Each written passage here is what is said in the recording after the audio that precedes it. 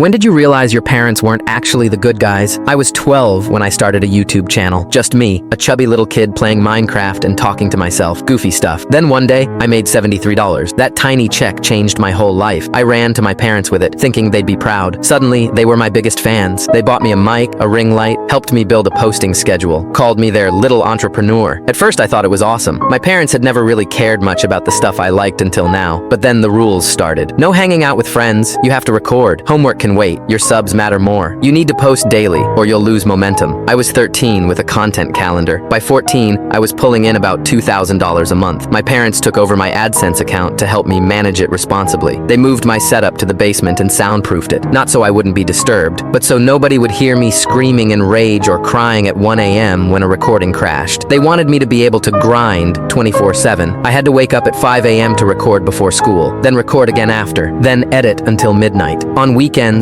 I was grinding 12 hours a day, no breaks. If I said I was tired, I got guilt-tripped about how other kids just played video games for free and I was building an empire. When school clashed with content won. They wrote fake sick notes so I could stay home to collab or ride a viral trend. Your education is YouTube now, my dad said. This is your future. My grades collapsed. Friends disappeared. Teachers started calling about truancy. But by 15, I was making over $5,000 a month, so my parents didn't care. In fact, the punishments for underperforming got worse. If a video flopped, I'd lose my phone and be grounded to the basement until I posted a new one. If I missed an upload deadline, no food until I finished. I wish I was exaggerating. If I complained, they'd say, "We're supporting your business. You don't want to end up a loser, do you? No school clubs, no sports, no nothing. Real YouTubers don't need extracurriculars," they said. The algorithm doesn't take weekends off. The worst part? They convinced me it was normal. "You're not like other kids," they said. "You're special. You're going to be rich and famous and thank us someday." By 16, I was making $8,000 a month, but I was a wreck. No friends, no hobbies, socially awkward, behind in school. Just a human upload schedule living in a soundproof cell. Then one day, I got invited to a YouTube conference. I was hyped, my first time traveling without my parents. I met other creators my age. They had lives. They talked about taking breaks, going to school dances, hanging with friends. I mentioned my schedule, and their jaws dropped. One girl's mom pulled me aside and said, "That sounds like child exploitation." That hit me like a truck. That's when I realized my parents weren't supporting me. They were managing a business. I was the product. They were pocketing every cent. They told me they were saving the money for my future, but I'd made over $200,000 and never saw a penny. They handled it all. So I started secretly redirecting payments to a friend's PayPal, kept it quiet,